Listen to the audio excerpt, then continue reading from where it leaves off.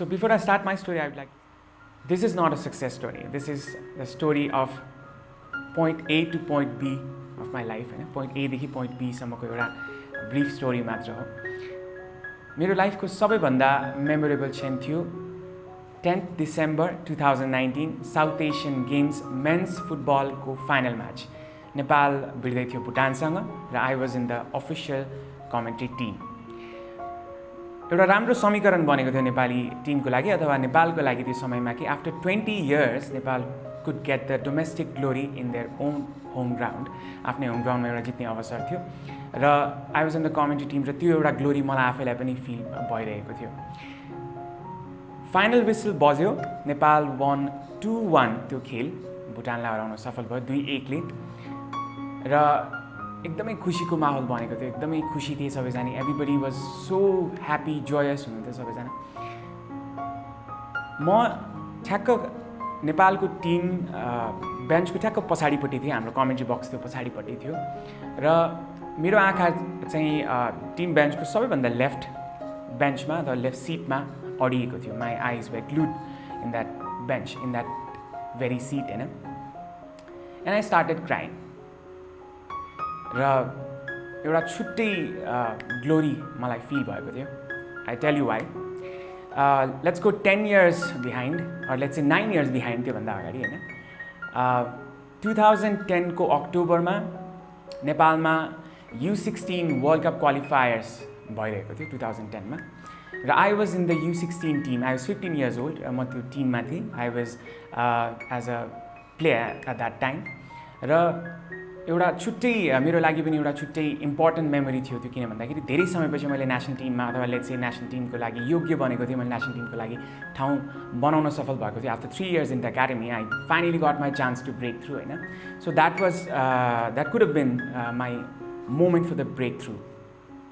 But the tournament didn't go as planned. हामीले 5वटा गेममा 4वटा गेम हारिसकेको थियौँ र फाइनल गेम नेपाल र ताजिकिस्तान बिच भइरहेको थियो. नेपाल र ताजिकिस्तानको खेलको 86 मिनटसम्म पुगिसक्दाखेरि Nepal was losing 4-0. I was in the substitute bench होइन. सब्स्टिट्युसनको लागि रेडी भएर बसिरहेको थिएँ. But my chance was not coming र त्यति बेला म एउटा मनमा कुरा खेलिरहेको थियो. अब योपालि पनि मेरो चान्स आएन, योपालि पनि म चाहिँ डेब्यु गर्न पाएन भनेर मैले सोचिरहेको थिएँ. एन्ड अभियसली एउटा चाहिँ एकदमै ब्याड फिलिङ चाहिँ आइरहेको थियो. But suddenly my coach called me, summoned me and said Abhinav go to warm up, going in भनेर भन्नुभयो होइन. अब युजुअली त्यो सिनारियो कस्तो हुन्छ नि, it's more like a time wasting substitution होइन. टाइम वेस्ट गर्ने एउटा बाटो पनि हो. बिकज 4-0 भइसकेपछि एकजना कोचले चाहिँ they don't more think like scoring but defending more. अब त्यो टाइम वेस्टको लागि बढी प्रेरित हुनुहुनेछ अथवा हुनुहुन्छ कोचेसहरू युजुअली फुटबलमा.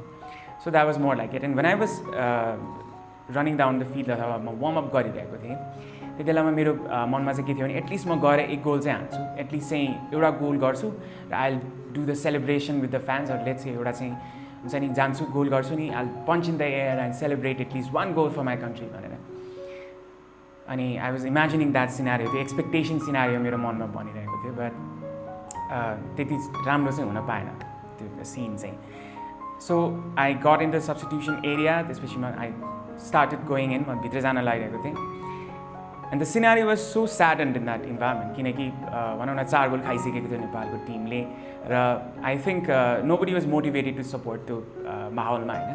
4 गोल खाइसकेको थियो, ताजिकिस्तान विरुद्ध थियो. सो हार्ने भन्ने चाहिँ अलमोस्ट सर्टन भइसकेको थियो. एन्ड अब एकजना खेलाडीको लागि एउटा डेब्यु एकदमै इम्पोर्टेन्ट छ कुनै पनि गेममा, चाहे फुटबल, क्रिकेट अथवा कुनै पनि चिज भनोस्. एउटा खेलाडीको लागि एउटा डेब्यु एकदमै धेरै इम्पोर्टेन्ट छ. स्पेसली फुटबल प्लेयर्सहरूको लागि the moment they get in the ground is very very iconic in their lifes actually.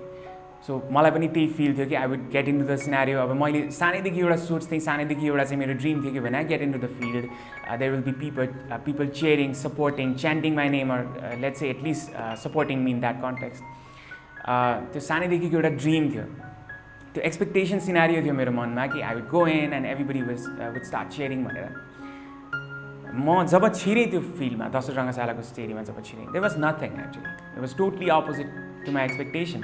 There was no chance, no support, no nothing actually. There was only some voices shouting. Let's say there were exactly 4 voices shouting, which I could hear from the top right of the VIP section. That way my mom, mero mama, mero maizo, and my cousin.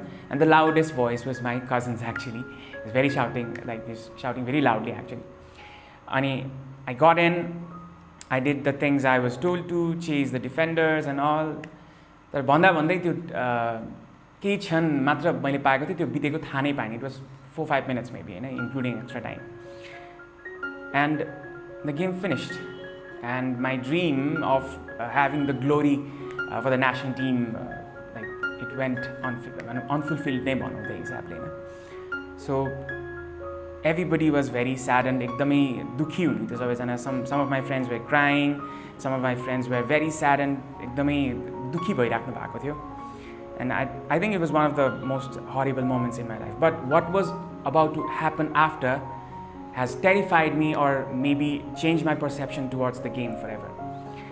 As I was standing in the top left wing side, I was in front of at least like 6,000 odd supporters in the non-VIP section, अथवा पारीको सेक्सनमा हुनुहुन्थ्यो. And after the game finished, they started shouting. They started like boo गर्न थाल्नुभयो, एकदमै अपहेलना गरेर वर्ड्सहरु use गर्न थाल्नुभयो. And that was very hard to grasp. एकदमै गाह्रो थियो त्यो सिनारियोमा बसेर त्यो चीजलाई हेर्नको लागि. I was at the pinpoint of that abuse भनौँ न. म चाहिँ सबभन्दा टप लेफ्ट साइडमा थिएँ. And everybody was shouting from that area. त्यो फुटबलको एउटा hooliganism भन्छौँ हामीले. त्यो hooliganism साइडलाई मैले देखिरहेको थिएँ in front of me. And it's very hard for a 15-year-old guy to grasp the scenario. त्यो अगाडि बसेर त्यो हेर्दाखेरि I was really scared. I didn't move actually. म एकदमै स्तब्ध भएको थिएँ कि. And it was really hard for me to take in त्यो चीज चाहिँ. अनि we started to go to the team bench. अझ धेरै नराम्रो चीज हुन थाल्यो, अझ डरलाग्दो चीजहरु हुन थाल्यो. Suddenly from the VIP section, bottles हरु फालिन थाल्यो हामी माथि. हामी प्लेयर्सहरु जो जति पनि टिम बेन्चमा गइरहेको थियो, bottles हरु हामीलाई फालिन थाल्यो. It was like त्यो त्यति बेलाको बिस्लेरीको ठुलो साइजको bottles हरु. It was very heavy and very scary actually. सानो bottles पनि थिएन. So we were very scared, we were very traumatized, suddenly हाम्रो चाहिँ त्यो एकदमै त्यो मोमेन्ट नै चेन्ज भयो के. एकदम टेरिबल सिनारियो भयो. त्यहाँको भलन्टियर्सहरु सबैजना आएर हामीलाई भनौँ न प्रिजर्भ गरेर लिएर गएर टिम डेस्क भित्र राख्नु भयो.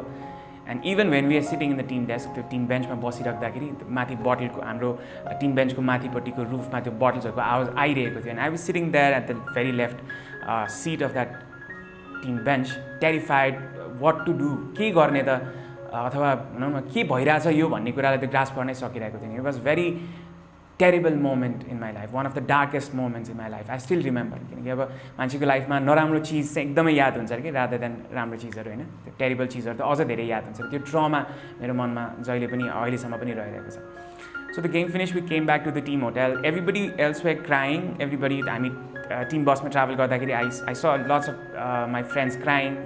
चाहिँ एकदमै रोइराख्नु भएको थियो. But I was very taken aback के भइरहेको छ, म त मोमेन्ट नै ग्रास्प गर्न सकिरहेको थिएन. I was very traumatized नै भनौँ त्यो हिसाबले. So tournament सक्यो, हामी एकाडेमीमा थियो. And my parents decided to take me back home हैन. घरमा चाहिँ फिर्ता ल्याएर छोरा चाहिँ पढ्नु पर्छ because मेरो SLC चलिरहेको थियो. So they decided to take me back home and like भनौँ न एउटा स्टडीजमा चाहिँ अलिकति फोकस गरोस् भनेर they decided that. So SLCs आउन थाल्यो. SLC को लागि पढेँ अनि त्यसपछि I got a good grade हैन, एउटा रिजनेबल ग्रेड चाहिँ मैले निकाल्न सफल भएँ. And my life was going on like that. तैपनि अब भनौँ न लेट्स से त्यो फुटबल सँगको माया मोह चाहिँ कहिले पनि छुटिरहेको थिएन कि. It was 6 months I was separated from फुटबलसँग चाहिँ. र भनौँ न फुटबलमा कहिले फर्किने भन्ने चाहिँ एउटा मोमेन्ट जहिले पनि लाइफमा भइ नै रहन्थ्यो.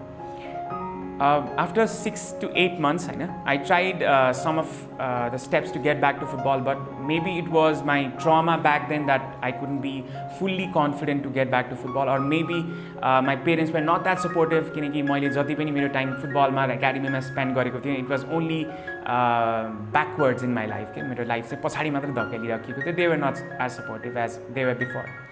So त्यो चलिरह्यो, त्यो सिलसिला अगाडि बढिरहेको थियो. and I tried my best to get back to football. अब म सायद अलिकति इन्केपेबल पनि भइसकेको थिएँ होला इन कम्पेरिजन टु माई कम्पेटेड जो मेरो सँगसँगै ट्रेन गरिराख्नु भएको अथवा साथीहरू जो जति पनि मेरो एजको खेलाडीहरू भन्दा म अलिक सायद कमजोर पनि भइसकेको थिएँ होला. So I couldn't get back maybe at that time, but that love towards football, the love toward the sports never died and I knew that was inside me. My parents were in media, अहिले पनि हुनुहुन्छ होइन, मिडियामा हुनुहुन्थ्यो र हाम्रो चाहिँ एउटा कनेक्सन धेरैवटा कम्पनीज अथवा धेरैवटा मिडिया हाउसेसहरूसँग राम्रो नै थियो.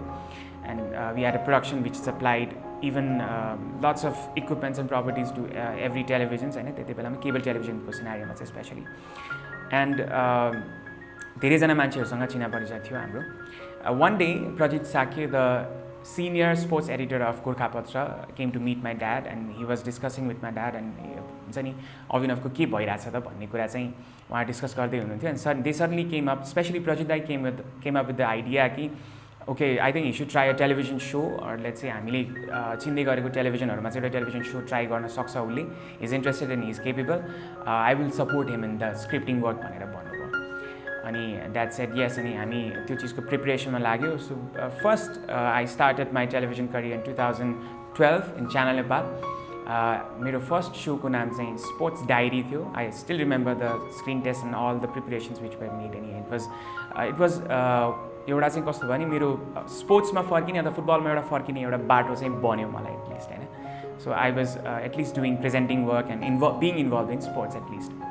सो समय अगाडि बढ्दै गयो अनि there was a time when my father owned a company, or let's say was part of a company, बोर्डमा म्यानेजमेन्टमा हुनुहुन्थ्यो कास्टमर अफ टेलिभिजन भन्ने एउटा कम्पनीमा. I was working there and मेरो काम चाहिँ कस्तो भने I was very much into sports. I did a sports so but I was doing lots of other things as well. अरू धेरै फेसनको सोजहरू पनि गरिरहन्थेँ, धेरै चिज गरिरहेको हुन्थेँ. But my heart was set in football and my heart was set in sports होइन.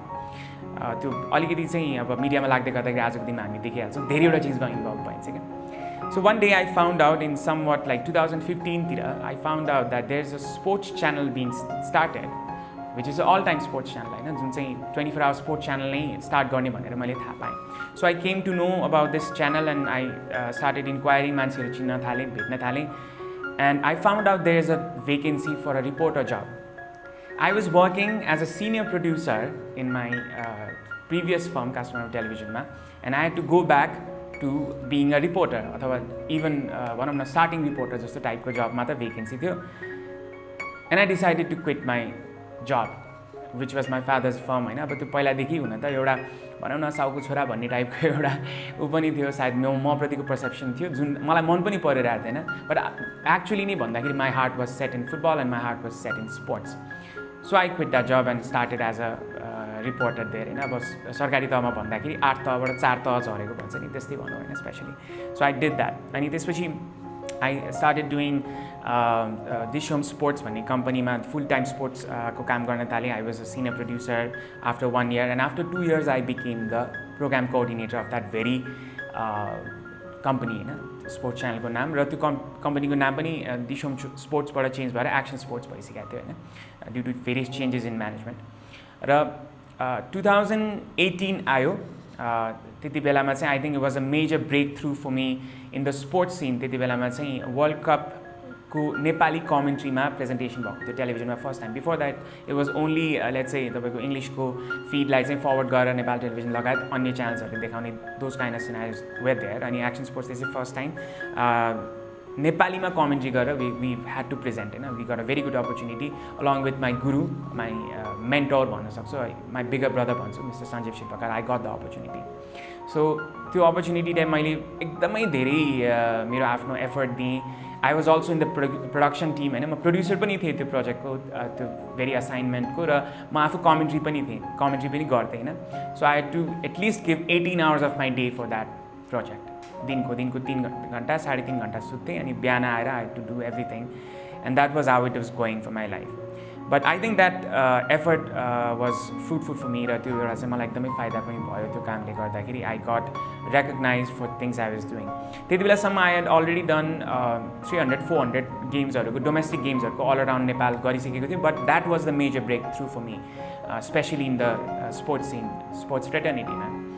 र त्यसपछि पनि मैले धेरैवटा टुर्नामेन्ट्सहरू धेरै डोमेस्टिक टुर्नामेन्ट्सहरू गरिसकेका थिएँ धेरैवटा भनौँ न लेट्स से ठाउँहरू ट्राभल गरिसकेको थियो especially for commentary especially for football commentary and sports production and then came 2019 South Asian Games South Asian गेम्सको पछिल्लो edition it was 20 years back in Nepal in 1999 पछि 20 इयर्स पछि फर्स्ट टाइम भएको थियो काठमाडौँमा and it was a very अस्पिसियस occasion होइन सबै sports फ्रेटर्निटीको लागि बिकज यत्रो ठुलो टुर्नामेन्ट चाहिँ नेपालमा भइरहेको थियो र everybody was very happy everybody were giving the full effort even myself होइन म एक्सन स्पोर्ट्सबाट पनि रिप्रेजेन्ट गरिरहेको थिएँ आई वाज डुइङ बिहान म चाहिँ लेट्स से तपाईँको जुडोको टुर्नामेन्टको लागि जान्थेँ जुडोको इभेन्टको लागि जान्थेँ then I had to come back and do volleyball त्यसपछि गएर असेन्डिङली कहिले क्रिकेटको टुर्नामेन्ट भइरहेको हुन्थ्यो क्रिकेटको इभेन्ट भइरहेको हुन्थ्यो I had to go to cricket and do but मलाई सबैभन्दा बढी जोय र सबैभन्दा बढी खुसी तब मिल्थ्यो when I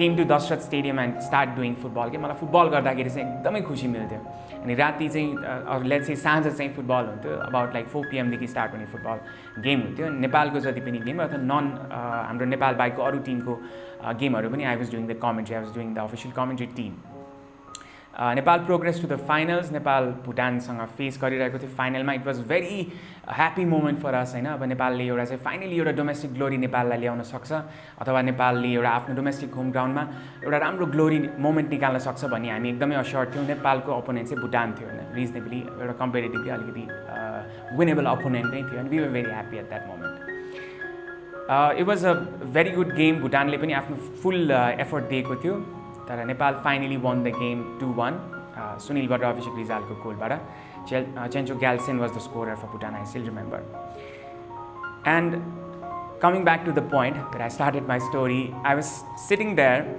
in my commentary room commentary box मा म ठ्याक्क अगाडि बसेर I was holding my cup mic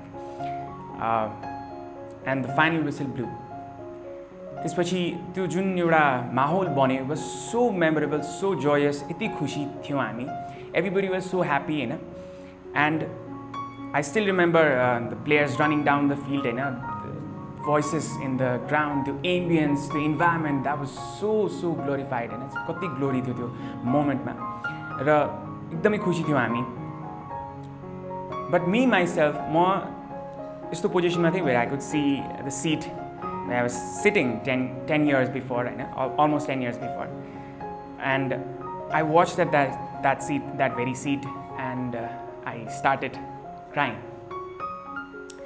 I was feeling so bad for that kid who was sitting there 10 years before, and आफू देखेर कस्तो पिटी फिल भइरहेको थियो क्या and I remembered to that very moment कि why I was that in that scenario.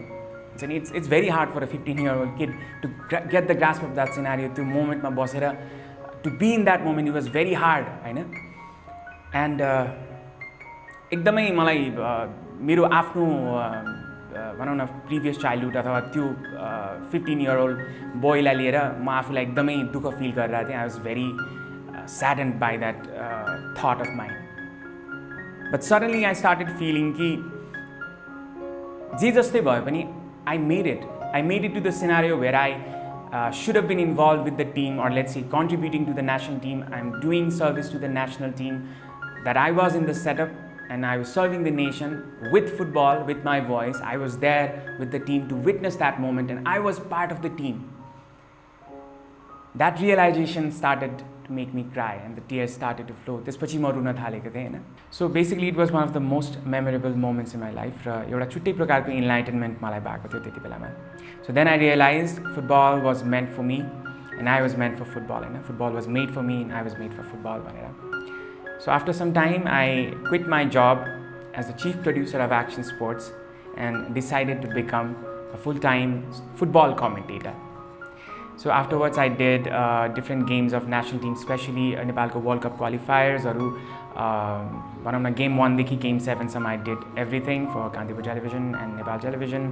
3 Nations championship जुन नेपालले जितेको थियो मैले सबै गरेँ, including other domestic tournaments as well. I was doing big events and I think I'm very satisfied with my decision at that very moment. So yes, I'm Abhinav Joshi and this is my story.